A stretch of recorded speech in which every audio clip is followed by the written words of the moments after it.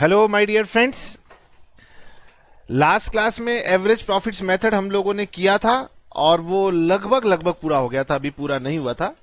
तो उसका अभी एक आधा पॉइंट डिस्कस कर लेते हैं और फिर साथ में हम आगे बढ़ते हुए आज आपको वेटेड एवरेज प्रॉफिट्स मेथड के बारे में भी बताएंगे।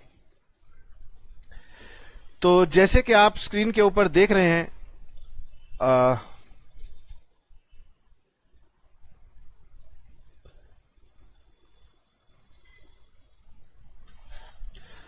लास्ट क्लास में मैंने आपको बताया था कि एवरेज प्रॉफिट से जब हम फ्यूचर मेंटेनेबल प्रॉफिट्स पे एडजस्टमेंट करते हैं तो हमें पॉसिबली कौन कौन सी एडजस्टमेंट करनी पड़ सकती हैं, जिसमें से हम एबनॉर्मल आइटम सीख चुके हैं, नॉन ट्रेड इनकम सीख चुके हैं और ये वॉलंटरी एक्सपेंसेस या एसेंशियल नॉन एसेंशियल एक्सपेंसेस का ट्रीटमेंट हम लोग सीख चुके हैं।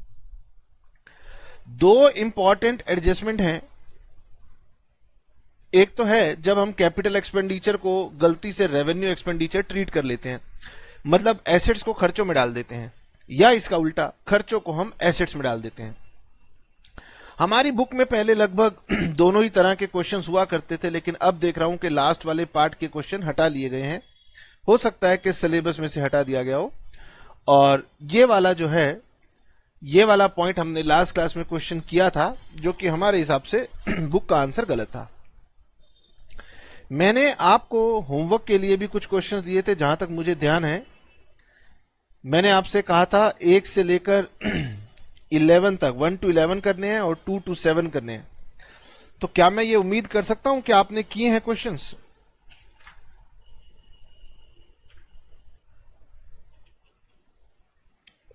अगर आपने किए होंगे तो बहुत ही अच्छी बात है, नहीं किए होंगे तो कर लेना। मैं उनमें से क्वेश्चन नंबर 7 को पहले रिपीट करता हूं और फिर मैं आपके साथ आगे चलूंगा अनसॉल्व क्वेश्चंस के पास।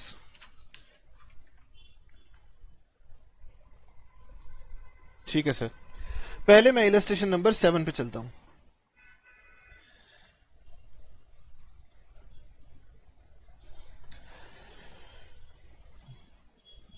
ज्यादातर क्वेश्चंस में ना हमारा abnormal loss, abnormal gain, non trade income की एडजस्टमेंट, ये सब चीजें अक्सर क्वेश्चन में देखने को मिल जाती हैं।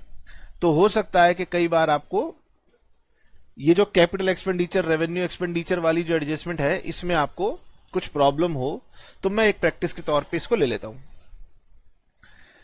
क्वेश्चन कह रहा है लव एंड कुश। अगर ये क्वेश्चन आपने कर भी लिया है तो भी मेरे साथ साथ आप देखिए, छोड़िएगा नहीं। Love and Kush are partners sharing profit and losses equally. They admit Shubh into partnership for equal share. Goodwill was agreed to be valued at 2 years purchase of average profit of last 4 years. यानी average लेनी है 4 सालों की और number of year purchase है 2. Okay, ये line हमें बता देती है कि हमें एवरेज प्रॉफिट मेथड को फॉलो करना है। साफ साफ तो नहीं लिखा कि एवरेज प्रॉफिट मेथड, लेकिन इस लाइन का मतलब यही है कि goodwill was agreed to be valued at 2 years purchase of average profit of last 4 years। पिछले 4 सालों के प्रॉफिट्स हमें दिए हुए हैं, लेकिन ये प्रॉफिट्स आपको भी पता है क्या कहलाते हैं। तो ये हमारे पास्ट प्रॉफिट्स हैं और हमें इन्हें एडजस्ट करना पड़ता है कि ये मेरे फ्यूचर में प्रॉफिट होंगे या नहीं होंगे।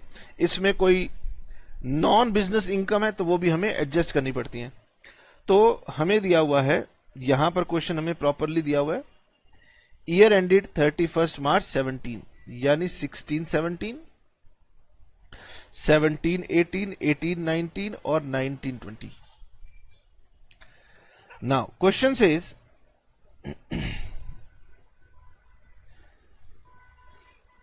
The books of accounts of the firm revealed as follows.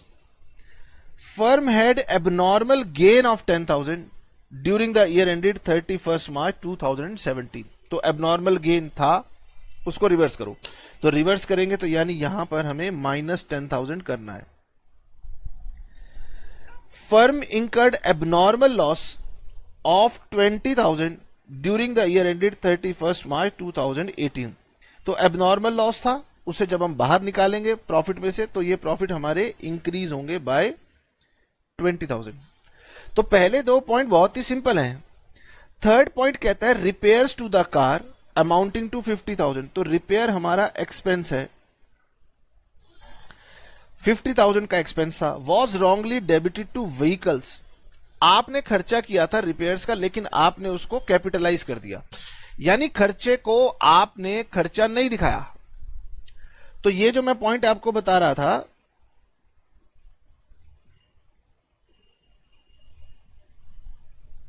ठीक है, capital expenditure wrongly treated as revenue, इसका उल्टा हो गया। जो क्वेश्चन या इलस्ट्रेशन हम कर रहे हैं उसमें रेवेन्यू एक्सपेंडिचर को हमने कैपिटल एक्सपेंडिचर दिखा दिया। मतलब खर्चा जो था, एक्सपेंस जो ये था हमारे पास, इस एक्सपेंस को हमने गलती से क्या किया, कैपिटलाइज कर दिया। इसका मतलब हमने खर्चे को खर्चा दिखाया ही नहीं, ये मतलब हुआ इसका। समझ में आई ये बात आपको? खर्चे को हमने खर्चा नहीं दिखाया, एसेट दिखा दिया। तो सर अब क्या करें?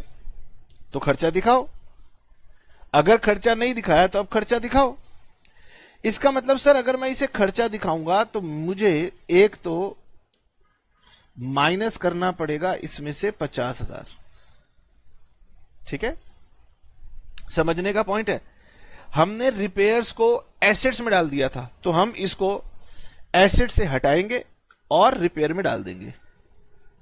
प्लस जब भी कैपिटल एक्सपेंडिचर गलती से रेवेन्यू एक्सपेंडिचर दिखाया जाए या रेवेन्यू एक्सपेंडिचर कैपिटल एक्सपेंडिचर दिखाया जाए, सीधा या उल्टा, तो हमें दो एडजस्टमेंट करनी पड़ती हैं।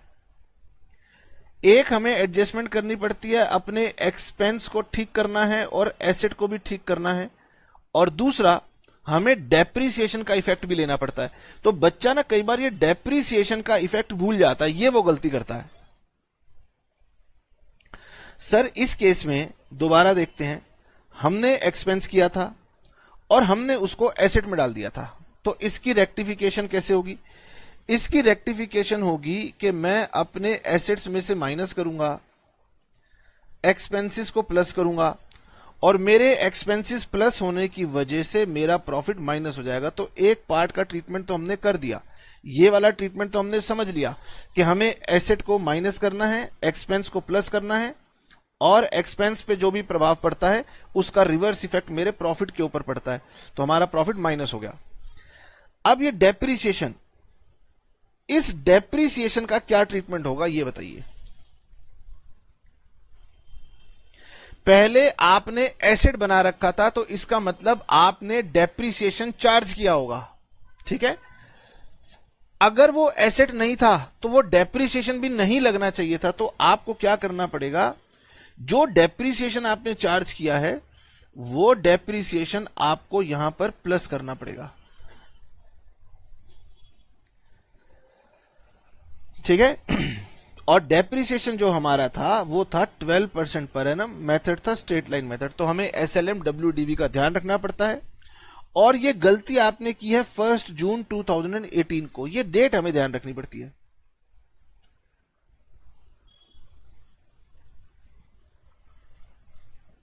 तो मैं उम्मीद करता हूं कि आप इस क्वेश्चन को मेरे साथ साथ दोबारा से बनाएंगे। तो हम अपनी प्रैक्टिस वाली शीट पे चलेंगे, और प्रैक्टिस वाली शीट पे हम आपके साथ डिस्कस करेंगे इलस्ट्रेशन नंबर 7। और समझाने के साथ साथ मैं थोड़ा सा इसका प्रेजेंटेशन के ऊपर आपके साथ डिस्कस करना चाह रहा हूं, इसीलिए मैंने आपको ये क्वेश्चन करवाया। क्वेश्चन कह रहा है कि कपूर साहब जरा वैल्यू ऑफ गुडविल तो बताना।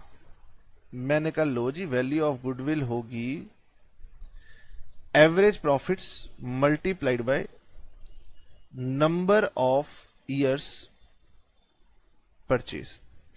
अब एवरेज प्रॉफिट हम निकाल लेंगे, number of year purchase question में दिया हुआ था 2, और फिर फाइनली हमारी वैल्यू ऑफ गुडविल आ जाएगी। अब हम कैलकुलेट करेंगे सबसे पहले calculation of future maintainable profits. तो अब एफएमपी जब हम कैलकुलेट करेंगे तो हो सकता है आपने बुक वाला फॉर्मेट रट लिया हो, तो यहां पर मैं कहूंगा कि हम इस तरीके से ना करके हम ऐसे करेंगे 16, 17, 17, 18, 18, 19 और 19, 20। इस तरीके से हम इसके 4 कॉलम्स बनाएंगे।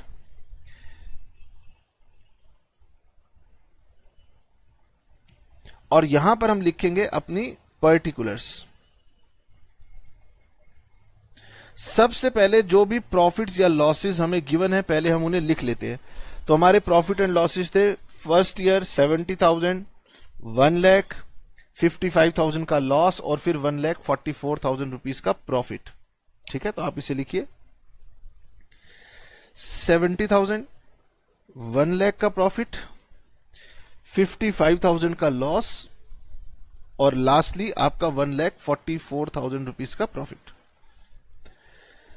इसमें हमें पॉइंट नंबर 1 कह रहा था एबनॉर्मल गेन, तो हम माइनस कर देंगे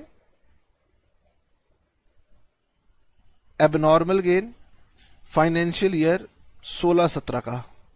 तो एबनॉर्मल गेन हम लोग माइनस करते हैं, तो यहां पर मैंने ऐसे लिख दिया 10,000 ब्रैकेट लगा के ताकि गलती ना हो। वैसे हमने यहां पर माइनस लगा दिया तो वहां पर ब्रैकेट लगा दिया। एक काम दोनों में से करना चाहिए था, लेकिन जैसे आपको अच्छा लगे। नाउ उसके बाद आप यहां पे लिखेंगे एबनॉर्मल लॉस फाइनेंशियल ईयर 17-18। 17-18 में एबनॉर्मल लॉस हुआ था 20,000 का, तो ये रिवर्स होगा तो ये प्लस हो जाएगा। ठीक है, अब ये दोनों तो सिंपल से पॉइंट थे। थर्ड पॉइंट ये कह रहा था कि रिपेयर्स wrongly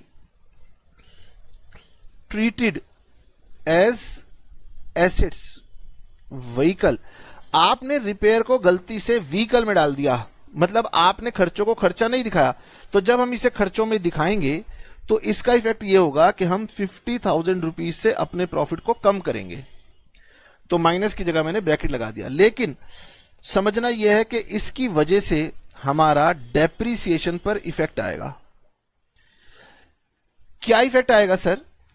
आपने एक एसेट गलत दिखा रखा है, तो जब आप ठीक करेंगे तो इसका मतलब यह है कि आपने जो एसेट्स पर डेप्रीसिएशन रॉन्गली चार्ज कर रखा था उसे रिवर्स करना पड़ेगा। तो डेप्रीसिएशन रॉन्गली चार्ज, जो आपने गलत चार्ज कर रखा है। अब ध्यान से देखना, यह डेप्रीसिएशन का अमाउंट निकालने में ही बच्चों को यहां पर गलती होती है। तो हम ऐसे करेंगे, नीचे working note number 2, calculation of depreciation.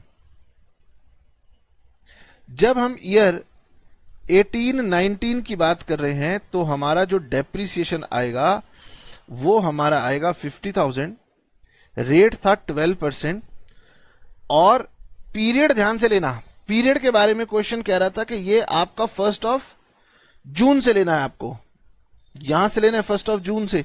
तो 1 जून से 31 मार्च तक मुझे काउंट करके बताइए कितने मंथ आते हैं? 10 मंथ्स। तो यानी ये कितना हो गया आपका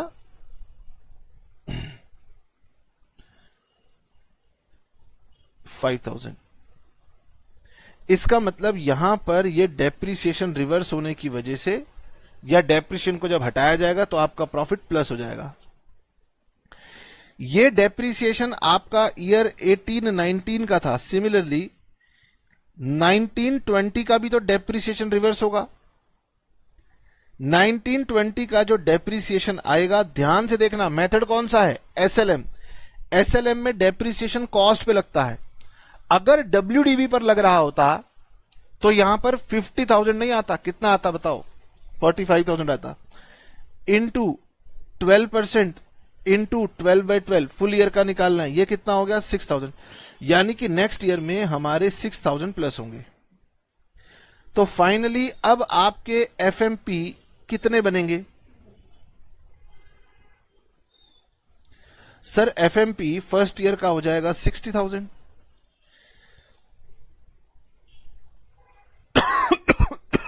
सेकेंड ईयर का हो जाएगा 1,20,000, थर्ड ईयर का तो सर कमाल की बात है, नील हो गया। नील कैसे हो गया भाई? क्या गलती कर रहे हो? ये हो गया 1 लाख, टोटलिंग मिस्टेक कर रहे हो सर। 1 लाख और ये ब्रैकेट में 1 लाख, फोर्थ हो जाएगा 1,50,000। तो आप लिखेंगे average profits is equal to sum of profits of last 4 years divided by 4, तो ये कितना हो गया 60,000 प्लस 120, 180, 180 माइनस 1,80,000 और ये प्लस 150, 2,30,000 अपॉन 4, 57,500। और इस वैल्यू को आप यहां पे पुट कर देना 57,500, तो ये आपकी वैल्यू ऑफ गुडविल ₹1,15,000। तो कैपिटल एडजस्टमेंट कैपिटल एक्सपेंडिचर अगर रेवेन्यू एक्सपेंडिचर बन जाए और रेवेन्यू एक्सपेंडिचर अगर कैपिटल एक्सपेंडिचर बन जाए तो इसके आपको बहुत ज्यादा क्वेश्चन बुक ने नहीं दिए हुए, तो आप इसको संभल के कर लेना, याद रखना मेरा मतलब है। और उसके बाद मैं चलता हूं अनसॉल्व क्वेश्चंस के ऊपर, और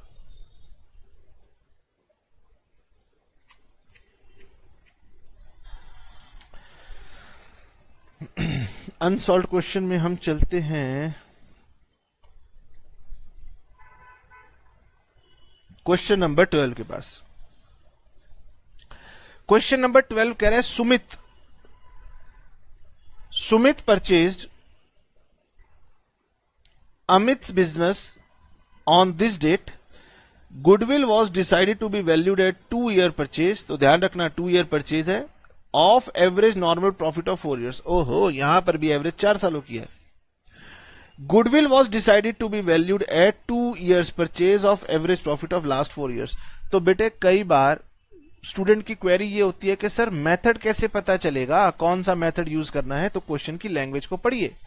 क्वेश्चन की लैंग्वेज कह रही है कि आपको एवरेज प्रॉफिट मेथड यूज करना है, ये लैंग्वेज एवरेज प्रॉफिट किया है, बाकी मेथड्स में आप देखेंगे तो लैंग्वेज बदल जाएगी।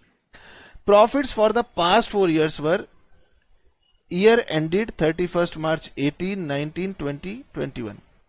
Books of accounts revealed that abnormal loss of 20,000 was debited to P&L account for the year ended 31st March 2018.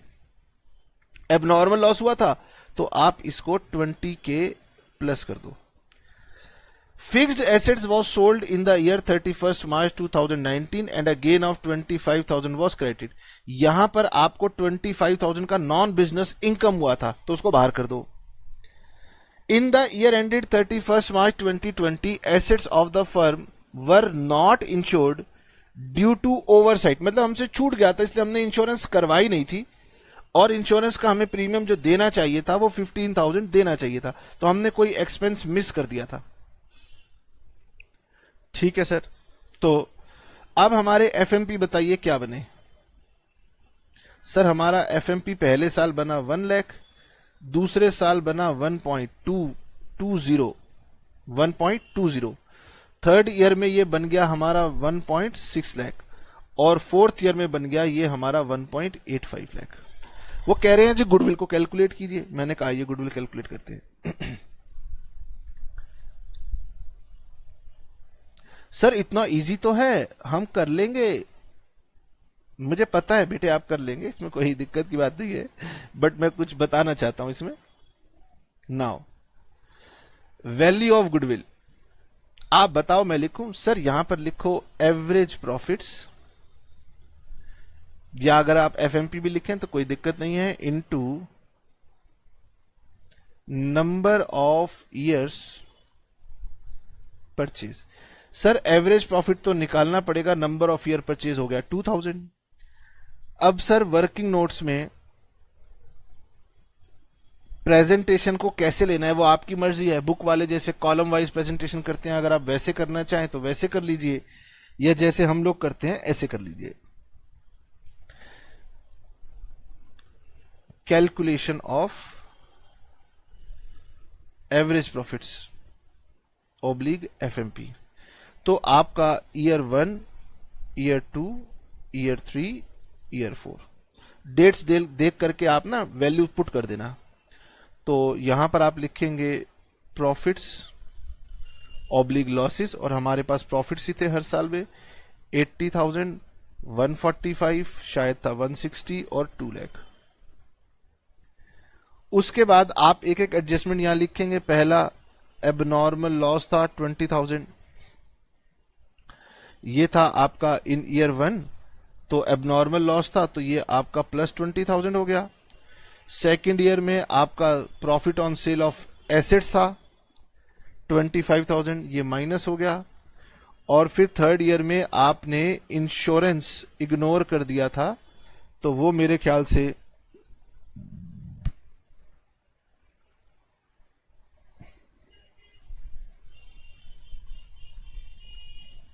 यहां पर था। हमने वहां कुछ गलत किया था क्या?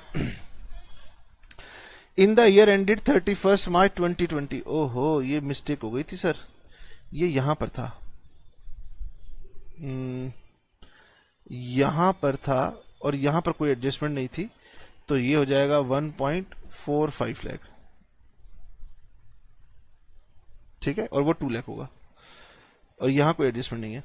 तो हमारे जो एफएमपी निकल के आएंगे वो निकल के आएंगे 1 लाख, 120 और 145 और 2 लाख।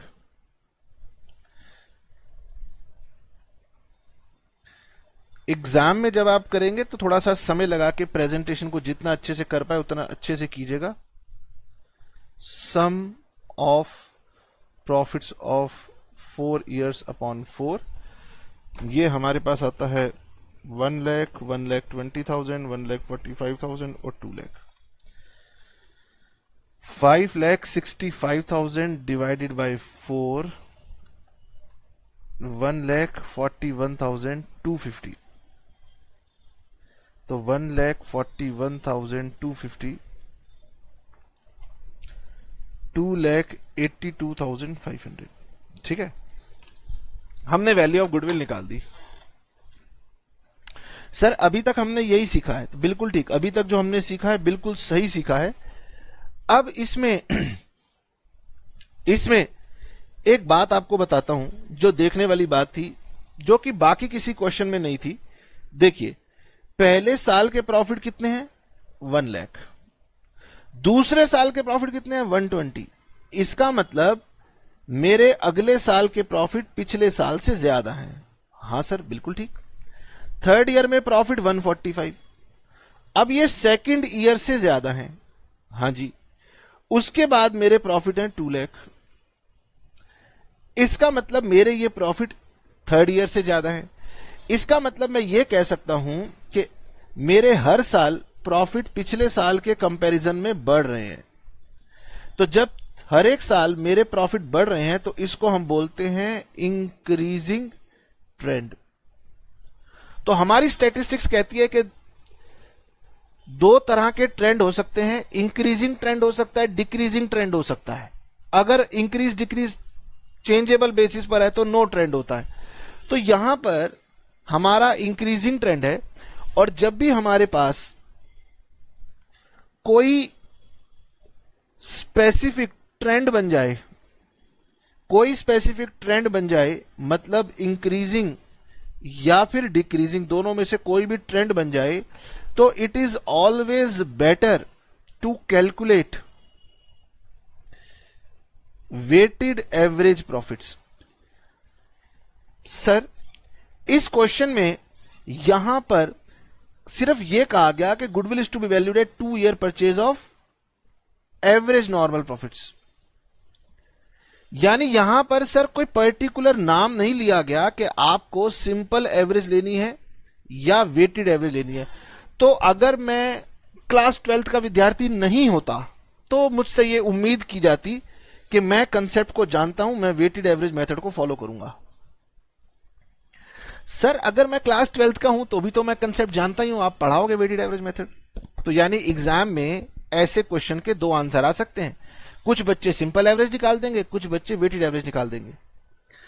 हालांकि क्लास 12th में हम ये ले करके चल रहे हैं कि जब क्वेश्चन वेटेड एवरेज कहे तभी वेटेड एवरेज निकालना, अदरवाइज कंसेप्चुअली इस क्वेश्चन में वेटेड एवरेज निकालना ज्यादा बेटर था। चलते हैं बुक के पास और पूछते हैं बुक से कि बताइए जी वेटेड एवरेज मेथड क्या होता है।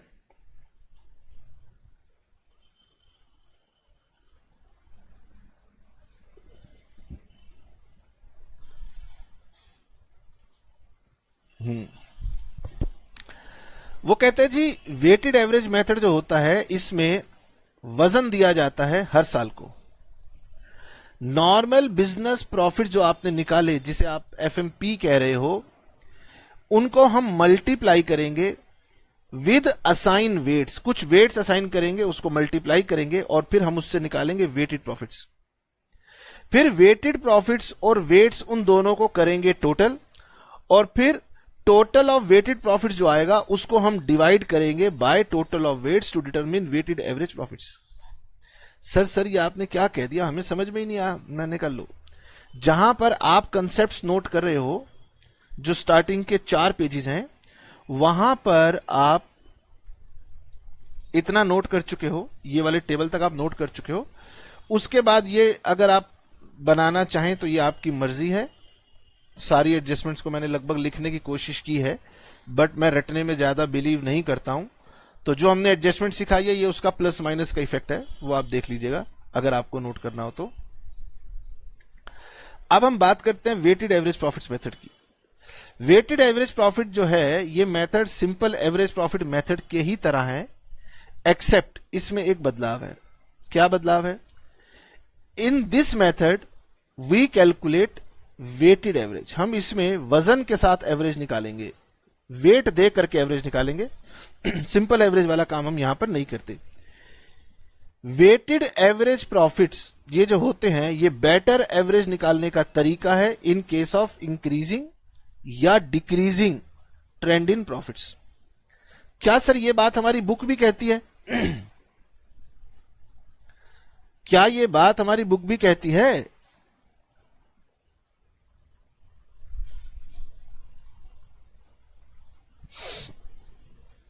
ये देखिए, weighted average profit method is considered better, अच्छा माना जाता है, as compare to simple average profit, as it gives more weightage to the profit of recent year. ठीक है, तो ये ज्यादा अच्छा माना जाता है रेदर देन सिंपल एवरेज। लेकिन सर इसमें इंक्रीजिंग डिक्रीजिंग ट्रेंड के बारे में कुछ नहीं कहा। आगे कह रहे हैं sir this method is particularly effective, ज्यादा अच्छा माना जाता है व्हेन प्रॉफिट शो अपवर्ड और डाउनवर्ड ट्रेंड्स। ये बात आप देख सकते हैं, तो मैं इसको हटा देता हूं। मेरे जो काम का पॉइंट था वो ये था कि this method is particularly effective. Sir book वाला भी ना इफेक्टिव क्यों लिखता है, उसको साफ लिखने में घबराहट हो रही थी क्योंकि ये बेटर मेथड है। तो यानी कि जब प्रॉफिट्स इंक्रीजिंग डिक्रीजिंग ट्रेंड दिखाते हो तो ये निकालना ज्यादा प्रॉपर है। इसका मतलब सर ये तो अपने आप में एक कंसेप्ट हो गया, और अगर ये अपने आप में कंसेप्ट हो गया तो फिर मेरा ये कंसेप्ट मुझे क्वेश्चन नंबर 12 में अप्लाई करना ही चाहिए था। बताइए, तो ये हमारे क्वेश्चन नंबर 12 में अप्लाई होना चाहिए था ना? हाँ जी। नाउ खैर आगे बढ़ते हैं। इस मेथड में वैल्यू ऑफ गुडविल में बदलाव ये आता है कि हम सिंपल एवरेज की जगह क्या करते हैं, वेटेड एवरेज लेके मल्टीप्लाई कर देते हैं। वेटेड एवरेज निकालने के लिए हमें एक स्टेप और आगे जाना पड़ता है। एफएमपी कैसे निकलेंगे ये तो आप सीख गए। अब आपने क्या करना है, वेट्स लेकर के उसे मल्टीप्लाई कर देना है वेट्स के साथ, और जब वेट्स के साथ मल्टीप्लाई करेंगे तो आपके पास आएगा प्रोडक्ट। प्रोडक्ट का मतलब होता है मल्टीप्लीकेशन। किस चीज का multiplication? FMP multiplied by weights, इन दोनों का मल्टीप्लीकेशन। उसके बाद जो ये मल्टीप्लीकेशन आपने किया, इस प्रोडक्ट का टोटल निकालेंगे जिसको हम बोलते हैं सम ऑफ वेटेड प्रॉफिट्स, और जो वेट्स आपने दिए थे उसका टोटल निकालेंगे, इसको बोलते हैं सम ऑफ वेट्स। ठीक है, और वेटेड एवरेज प्रॉफिट्स निकालने का फॉर्मूला होता है sum of weighted profits divided by sum of weights. Sir simple average profit में हम sum of profits divided by number of years लेते थे, यहां पर हम sum of weighted profits divided by sum of weights लेंगे। सर हमारी book क्या कह रही थी?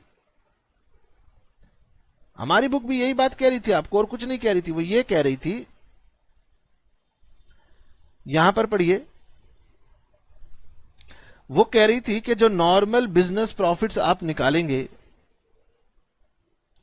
उसको आप मल्टीप्लाई कर दोगे वेट से, जैसे मैंने टेबल में बताया था एफएमपी इनटू वेट, और आपके फिर थर्ड कॉलम में आ जाएंगे वेटेड प्रॉफिट्स। फिर आप क्या करना, वेटेड प्रॉफिट्स और वेट्स दोनों को टोटल कर लेना, और फिर आप अपने वेटेड प्रॉफिट्स को डिवाइड कर देना सम ऑफ वेट से, तो आपका वेटेड एवरेज प्रॉफिट आ जाएगा। ये पैराग्राफ अगर आप देखेंगे तो आपको ये वाली पिक्चर देने को कह रहा है।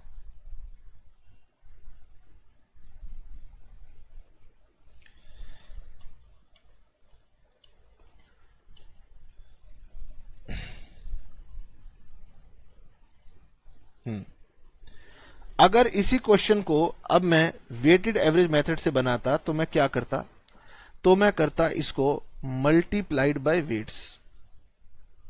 ये मेरे एफएमपी या मेरे नॉर्मल एवरेज प्रॉफिट्स निकल के आए हैं। अब सर वेट्स देना होगा। अगर क्वेश्चन में वेट्स ना हो तो हम एज्यूम कर लेते हैं। क्या एज्यूम करेंगे? 1 2 3 4 ऐसे हम एज्यूम कर लेते हैं। तो सर वेट किसको देना है?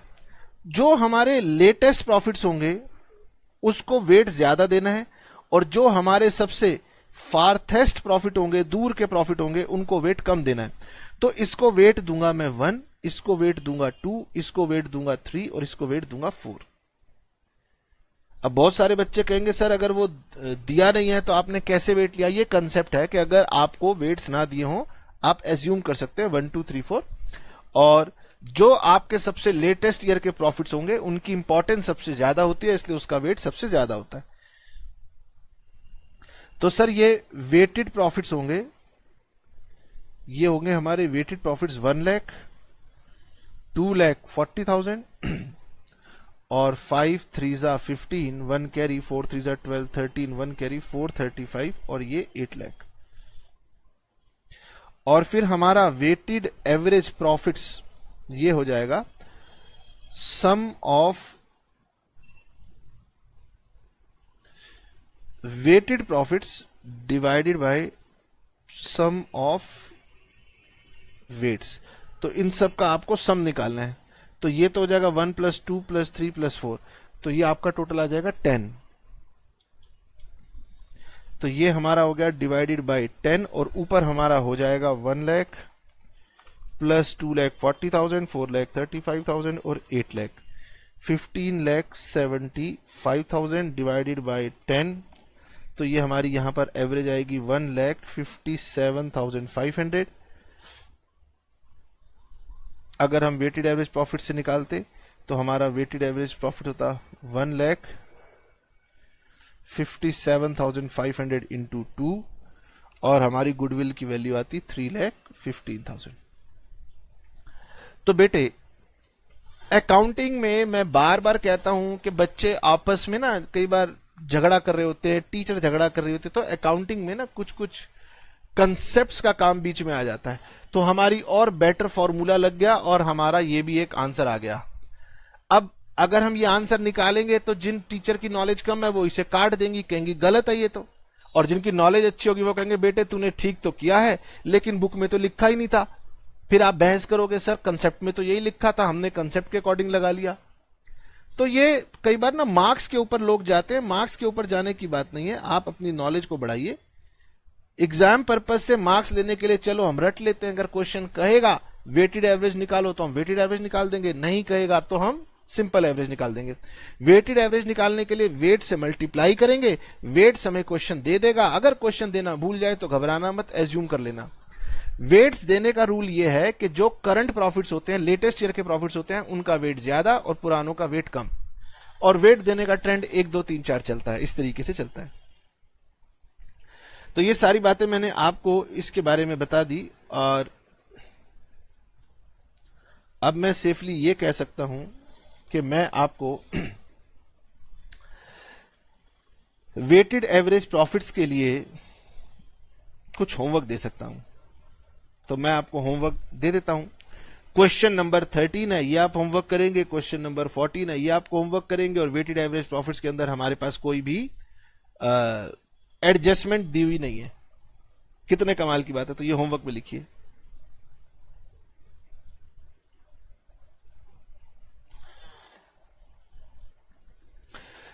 चलिए बेटे, तो हमने आपके लिए ना एक क्वेश्चन ढूंढ लिया। ये पुरानी बुक्स में होता था, अब नई बुक में आपको नहीं मिलेगा।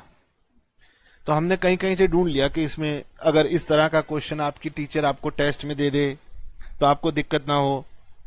पढ़िए, इस क्वेश्चन को अगर आप नोट करना चाहें तो भले फोटो खींच लीजिएगा, जैसे भी आपको अच्छा लगे। क्वेश्चन है calculate goodwill of the firm on the basis of 3-year purchase of weighted average profit. ठीक है, वेटेड एवरेज प्रॉफिट्स में अब हमें पता है कि हमें वेट्स देने पड़ेंगे, तो हमें एवरेज लेनी है ऑफ लास्ट 4 years प्रॉफिट। तो लास्ट 4 सालों के जो प्रॉफिट हैं सबसे पुराने हैं 2015-16, 16-17, 17-18, 18-19। ठीक है, और वेट आप देख सकते हैं 1, 2, 3 और 4।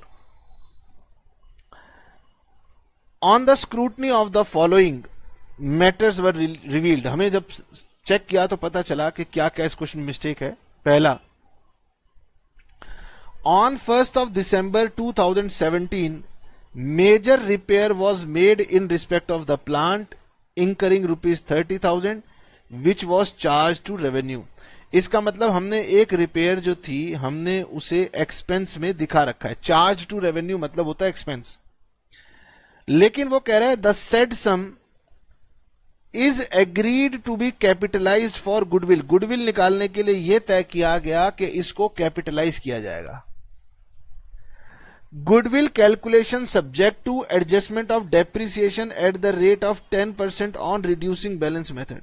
तो पॉइंट नंबर 1, चलिए करना शुरू करें, एक एक करके पॉइंट लेकर के सॉल्व भी करते चलते हैं। ठीक है,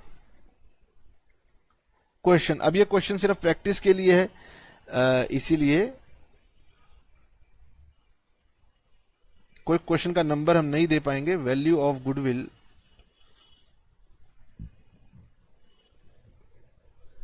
वेटेड एवरेज प्रॉफिट्स इनटू में नंबर ऑफ ईयर्स परचेज। क्या दिया हुआ था हमें? 3 years परचेज। तो सर ये दिया हुआ है 3 years परचेज।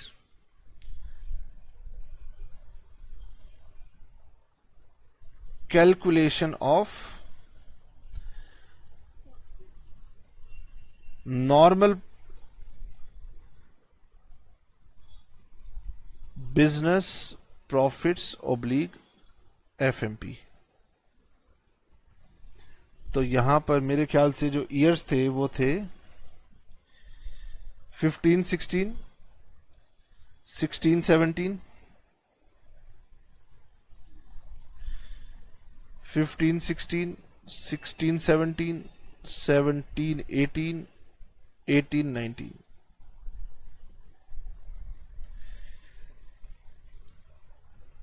गिवन प्रॉफिट्स पहले थे 1,01,000, 124,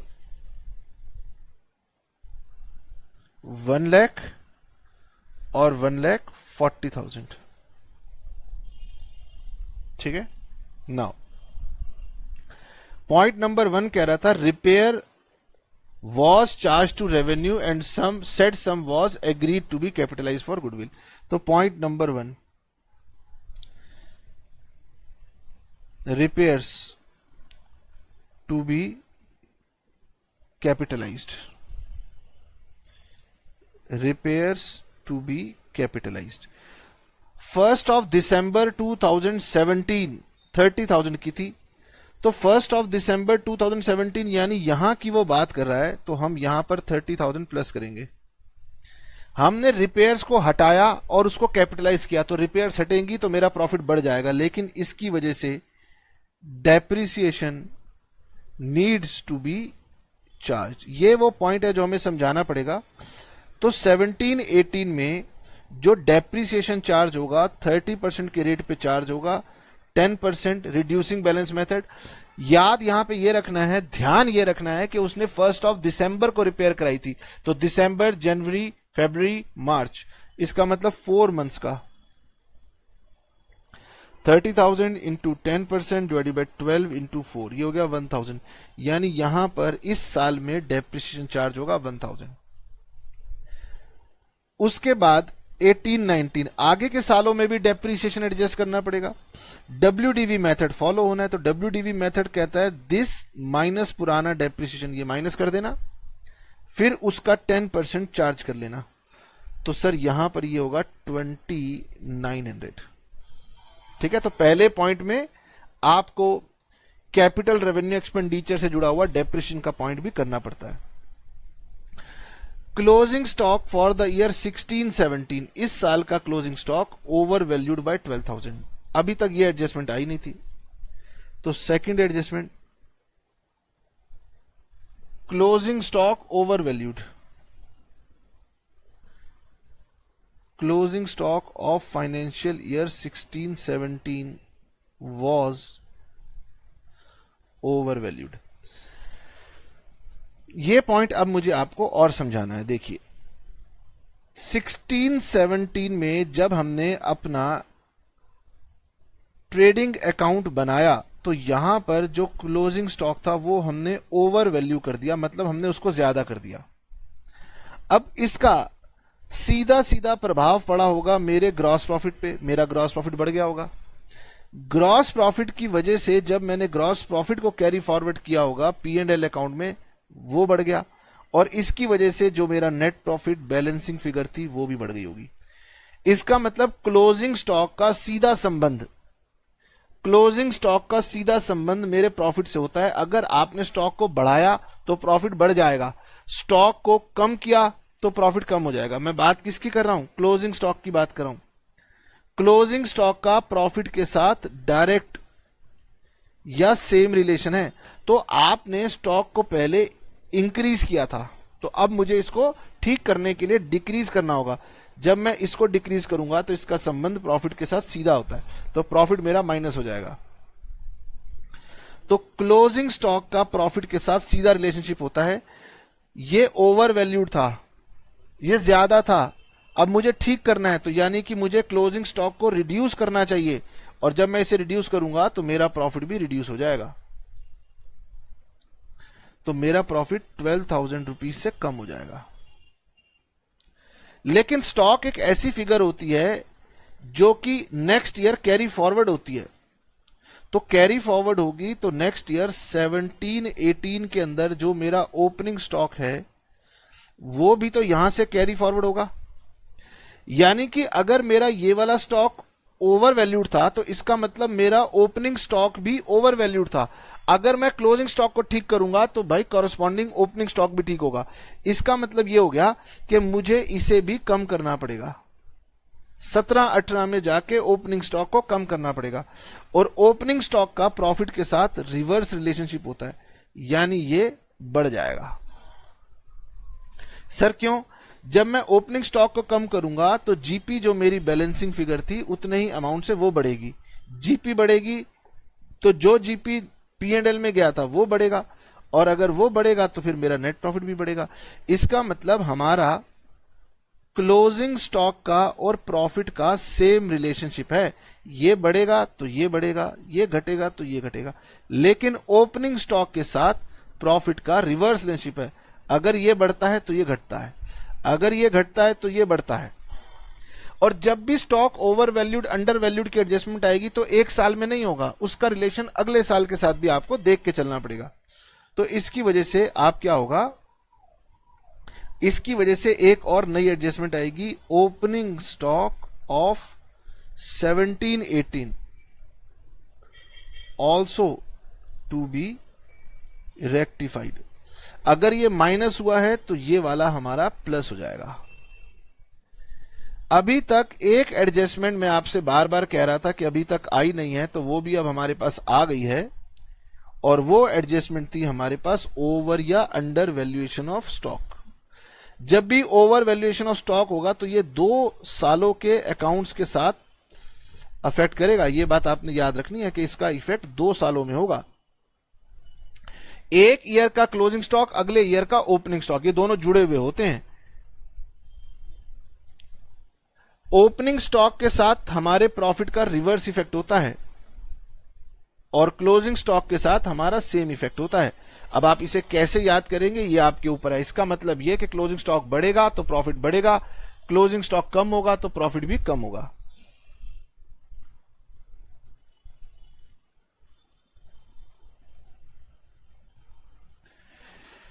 उसके बाद क्वेश्चन कह रहा है टू कवर मैनेजमेंट कॉस्ट, मतलब आगे से पार्टनरशिप में मैनेजमेंट की वजह से एनुअल चार्ज हर साल 24,000 आपको गुडविल के पर्पस के लिए लगाने हैं।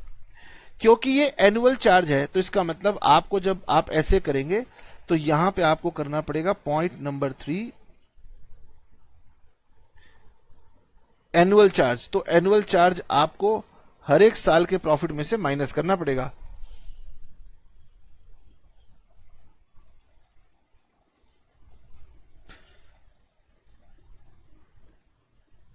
एनुअल चार्ज की वजह से फर्स्ट ईयर,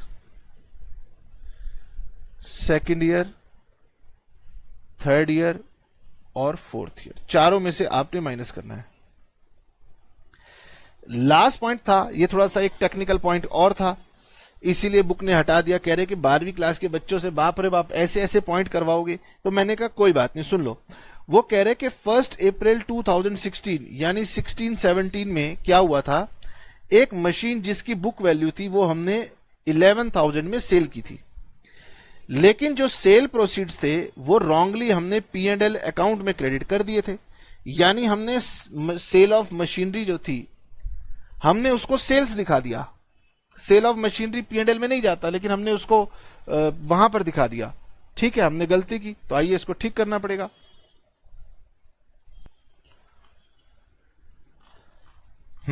तो हमारी फोर्थ एडजस्टमेंट जो है ना वो बहुत ज्यादा टेक्निकल एडजस्टमेंट है, मतलब मैं उसको डिस्कस नहीं करना चाह रहा था क्योंकि वो सीए लेवल के एडजस्टमेंट उन्होंने डाल दी है। वो कह रहे हैं कि हमने सेल ऑफ मशीनरी कर दिया था, रॉन्गली ट्रीटेड एज सेल, मतलब हमने उसे P&L में दिखा दिया। तो इसका मतलब P&L में आपने सेल गलत दिखाई थी। तो ये 16-17 1 अप्रैल 16, इसका मतलब यहां पर आपने 11,000 रुपीज माइनस करने हैं। ठीक है, इसके बाद जो मैं बताने वाला हूं ना वो कई टीचरों को भी क्वेश्चन मार्क डाल देगा कि हाँ यार ये क्या बात लिखी हुई है। भाई अगर आपने मशीनरी को सेल कर दिया और आपने उसको P&L में डाल दिया तो इसका मतलब मशीनरी आपकी बुक्स में चलती रही। मशीनरी चलती रही तो इसका मतलब उनके डेप्रिसिएशन गलत आपके चलते रहे। तो आपको डेप्रिसिएशन जो आपने चार्ज किए हैं वो रेक्टिफाई करने पड़ेंगे। अब क्वेश्चन कह रहा है कि हमारे डेप्रिसिएशन 10% WDV मेथड के थे। इसका मतलब 16-17 में भी आपने 1,000 रुपीज का डेप्रिसिएशन चार्ज किया होगा, वो डेप्रिसिएशन आपको रिवर्स करना पड़ेगा। नेक्स्ट ईयर आपको डेप्रिसिएशन रिवर्स करना पड़ेगा, वो होगा 900। तो सर फर्स्ट ईयर का डेप्रिसिएशन कैसे हुआ, 10,000 का 10% 1,000। नेक्स्ट ईयर का डेप्रिसिएशन WDV वैल्यू के हिसाब से 9,000 का 10% 900। उसके नेक्स्ट ईयर का डेप्रिसिएशन 80-100 का 10%,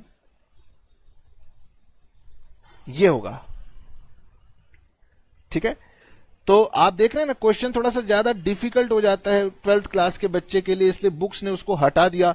लेकिन कुछ टीचर बहुत निर्दयी होते हैं, वो मानेंगे नहीं, वो कहेंगे भैया क्वेश्चन हमने पूछना है, और बच्चों को लगेगा कि हाँ इस टीचर के पास तो कुछ एक्स्ट्रा क्वेश्चन रहते हैं। तो मैंने कहा कोई बात नहीं, मैं आपको बता देता हूं।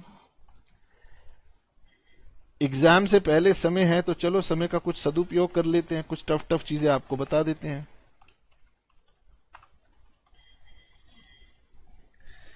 ये होगा 78,000। उसके बाद 1 lakh plus 30,000 minus 1,000 plus 12,000 minus 24,000 और प्लस 900, 1,17,900 और 1,40,000 माइनस 2,900 माइनस 24,000 का एनुअल चार्ज और प्लस 810, 1,13,910। अब देखिए, अब सर पहले साल से दूसरे साल में प्रॉफिट बढ़ गए, दूसरे साल से तीसरे साल में बढ़ गए, लेकिन फिर चौथे ईयर में कोई ट्रेंड नहीं है। ट्रेंड नहीं है तो भी क्वेश्चन जब कह रहा हो कि आपने वेटेड एवरेज मेथड लगाना है तो फिर आप कंसेप्ट के पीछे मत जाना, जो क्वेश्चन कह रहा है वो आपको फॉलो करना है। फिर आप क्या करेंगे, अब आप इसको मल्टीप्लाई करेंगे वेट से। वेट्स हैं 1, 2, 3 and 4।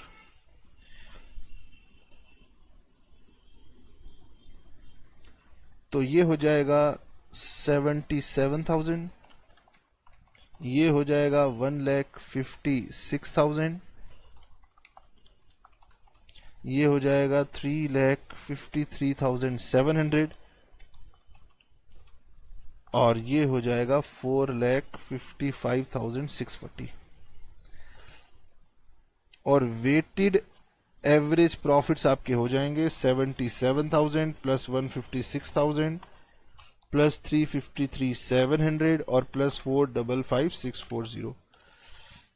10,42,340 divided by sum of weight, तो 1,04,234, 1,04,234 और वैल्यू ऑफ गुडविल आपकी आ जाएगी 3,12,702। ठीक है। हालांकि इतने हार्ड क्वेश्चन बेटे एग्जाम में आते नहीं है, लेकिन टीचर्स पूछ लेते हैं और मैंने कहा चलो इसमें कैपिटलाइजेशन वाली एडजस्टमेंट डिस्कस हो जाएगी जो कि नहीं है, ओवर अंडर वैल्यूड का पॉइंट डिस्कस हो जाएगा, एनुअल मेंटेनेंस या एनुअल मैनेजमेंट कॉस्ट डिस्कस हो जाएगी। ये 3 पॉइंट्स की वजह से मैंने बता दिया और ये घबराने की जरूरत नहीं है। ये पॉइंट्स अब आने वाले क्वेश्चंस में अगर रिपीट होंगे ना तो आपको इजीली समझ में आ जाएगा और डेफिनेटली कहीं ना कहीं रिपीट होंगे। और चलिए, तो बाकी हम नेक्स्ट क्लास में आपको बताएंगे सुपर प्रॉफिट मेथड क्या होता है और फिर उसके बाद जो बाकी बचे हुए मेथड हैं। तो हमने सिंपल एवरेज और वेटेड एवरेज 2 मेथड आपके साथ कंप्लीट कर लिए। इस मेथड के जितने भी अनसॉल्व्ड और इलस्ट्रेशंस आपके पास हैं प्लीज कंप्लीट कर लेना। नेक्स्ट मेथड थोड़ा सा डिफरेंट तरीके से कैलकुलेशन करवाएगा।